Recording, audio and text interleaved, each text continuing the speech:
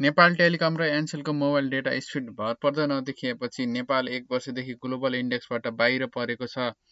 अमेरिकी internet company ओक्लाको internet speed global इन्डेक्समा सन् 2017 देखि लगातार रूपमा समावेश रहँदै आएको नेपाललाई जुलाई 2024 अघि भने हट्न पुगेको हो।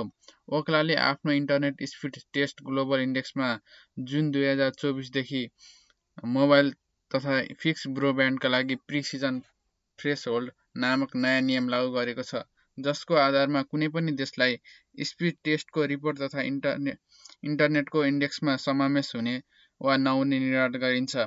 मे 2024 मा नेपाल मोबाइल डेटामा नेपाल औसत डाउनलोडको स्पिड 12.94 एमबिपिएस र अपलोड स्पिड 8.44 एमबिपिएस र लेटेन्सी 22 मिलिसेकेन्ड्सका साथ विश्वको 138औं देशमा रहेको थियो।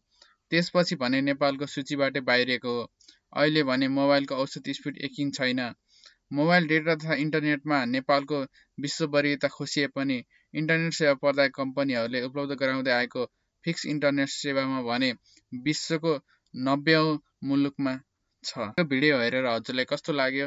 कृपया लाइक, कमेन्ट एन्ड सब्स्क्राइब गरिदिनु होला र आउने भिडियोहरुमा पनि म यस्तै भिडियो ल्याउँदै गर्नेछु। हस्, धन्यवाद।